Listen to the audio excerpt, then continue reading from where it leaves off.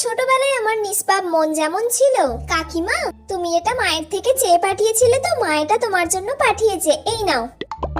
আয় তুই দুটো চকলেট নিয়ে যা। চকলেট? এই ছুটকি, তোর মা আমার নামে বাড়িতে কি কি বলে রে? হ্যাঁ বলে তো, অনেক কিছু বলে। যে মিতা কাকিমা সব জিনিস আমার থেকে চেয়ে চেয়ে নিয়ে যায়, ওর মনে হয় কিচ্ছু নেই, ভিখিরি কোথাকার, এরম করে বলে।